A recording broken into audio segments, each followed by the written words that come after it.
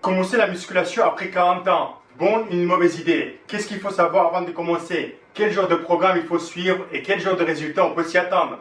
Ce sont les questions que je vais répondre dans cette vidéo.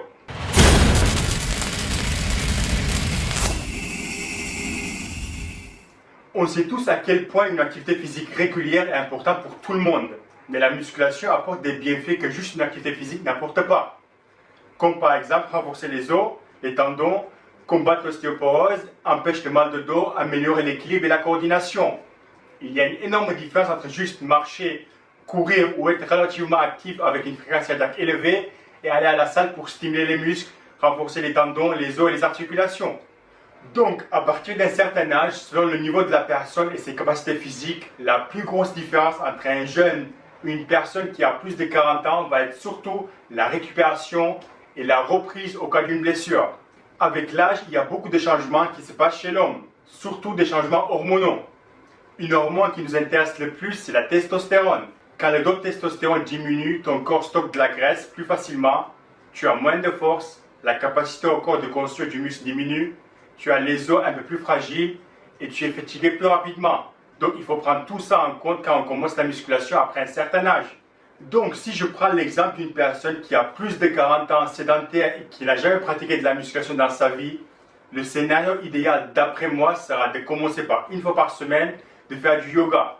Le yoga a plus de bienfaits que ce que certains en pensent et je le recommande pour tout le monde.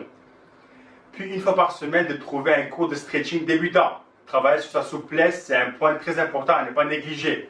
Et ça va pour tout le monde aussi.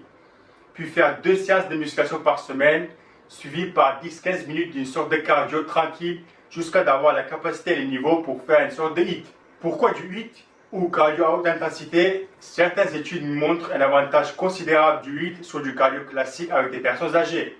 Donc si on est capable, alors pourquoi ne pas en profiter? Mais il faut avoir le niveau et la condition physique pour. Au niveau musculation, rien de compliqué. 3-4 séries d'un exercice qui travaille le bas du corps. 3-4 séries un exo de poussée. 3-4 séries un exercice de tirage horizontal et vertical. À chaque fois, commencer avec des séries longues et puis progressivement augmenter la charge pour pouvoir faire des séries un peu plus lourdes. C'est-à-dire des séries de 8 à 12 répétitions, amplitude complète, sans vraiment suivre un programme en particulier. L'objectif est juste de bouger et stimuler les muscles que tu n'as jamais stimulés et progressivement augmenter l'intensité. Un exemple d'un programme, ça sera 3-4 séries de squat halter, 3-4 séries de pompes, 3-4 séries de rowing halter, 3-4 séries de tirage vertical et 3-4 séries de développé épaule. Et bien sûr, ne pas oublier quelques exercices pour travailler la ceinture abdominale. Personnellement, je recommande vivement d'éviter les machines et utiliser au maximum les barres et les haltères. Si par exemple, pendant 40 ans, tu as ton corps qui fait une poussée horizontale d'une manière pas très correcte, si d'un coup tu te mets sur la machine développé couché où le mouvement est parfaitement horizontal et que ton corps devrait rapidement s'adapter au mouvement, ben, tu risques de faire des dégâts. D'où pourquoi c'est beaucoup plus intelligent de commencer avec du poids libre et doucement corriger le mouvement. Avec l'âge et l'alimentation qu'on a, il faut aussi parler un peu de quelques compléments intéressants à prendre. Déjà la base, une quantité suffisante de protéines, de bons lipides, manger assez de fruits et légumes et boire suffisamment d'eau. Si tu as tout ça bien en place, le reste c'est du bonus. Donc en plus, ça ne sera pas une mauvaise idée de supplémenter en vitamine B et B12. Je vous mets un lien en bas dans la description pour un complexe de B, B6 et B12.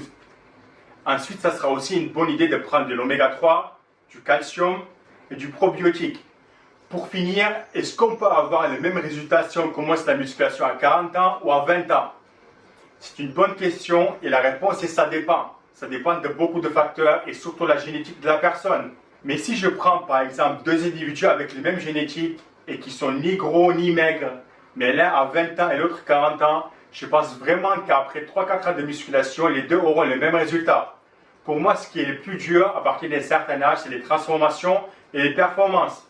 Perdre 30 kg de graisse quand on a 40-50 ans, c'est beaucoup plus dur que quand on a 20 ans.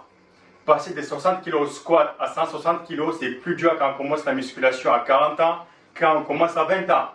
Mais sache que rien n'est impossible. Dans ma salle, j'ai une personne qui a commencé la musculation quand il avait pas loin de 50 ans. Et aujourd'hui, il est championne de France en force athlétique. Merci et à la prochaine vidéo.